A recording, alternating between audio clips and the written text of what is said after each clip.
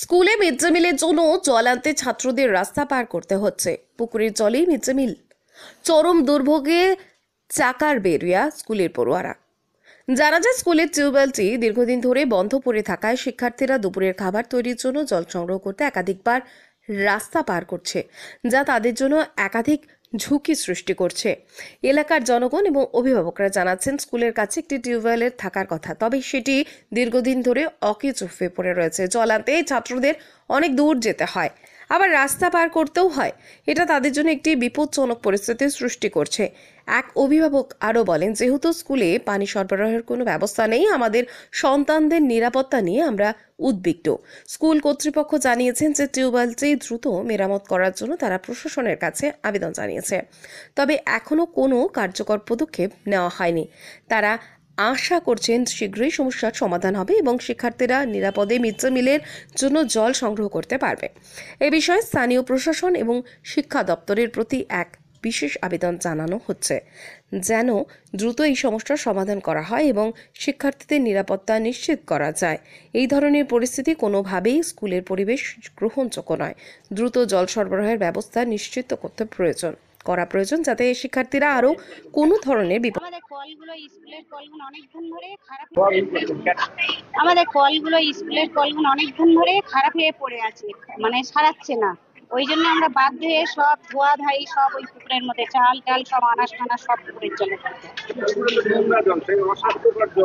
কি করব, এবার আমাদের কলের জল পাচ্ছি না। এবার রান্নার জন্য পাশের স্কুল থেকে বলে জল নিয়ে আসতে হচ্ছে, মানে তরকারি করার জন্য কলের জল, আর এমনি ধোয়া ধাই বাকি সবকিছু ওখানে আমাদের করতে হচ্ছে পুকুরের জল।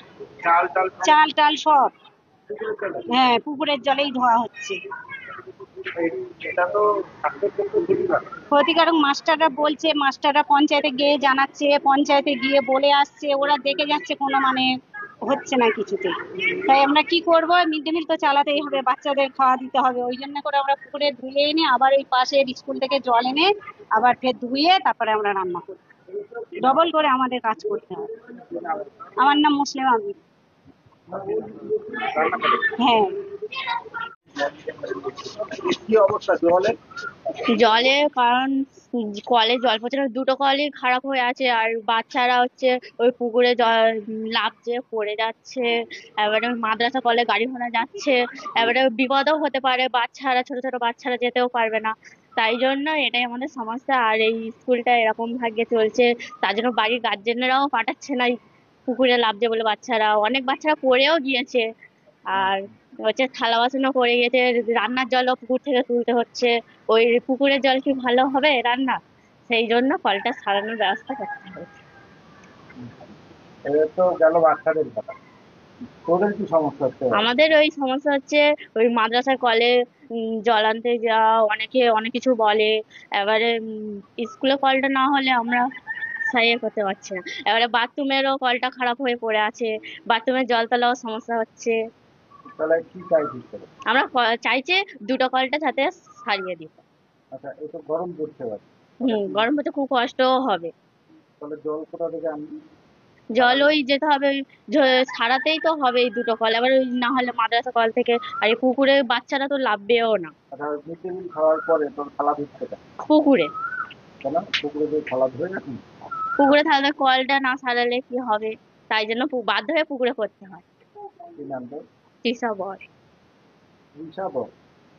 পানীয় জলের যে সমস্যা দেখা যাচ্ছে, অস্বাস্থ্যকর পানীয় জল ব্যবহার করতে ছাত্রছাত্রীরা, কি বলবেন, কি ব্যবস্থা? এটা তো খুবই দুঃখজনক ব্যাপার, কারণ এইভাবে তো অস্বাস্থ্যকর জলে রান্নাবান্না করাটা তো ছেলেদের স্বাস্থ্যের পক্ষে ক্ষতিকর। এবং তাছাড়া এই অবস্থা নিরসনের জন্য আমরা সব জায়গায় তো সমস্ত আধিকারিকদের কাছে আবেদন জানিয়েছি, যেটা আমার টিআইসি বললেন। আর তাছাড়া আমরা দীর্ঘদিন যাবৎ যতটুকু পারা গেছে, যতটুকু গ্র্যান্টের টাকা পেয়েছি, সেই টাকায় আমরা কল সারিয়েছি।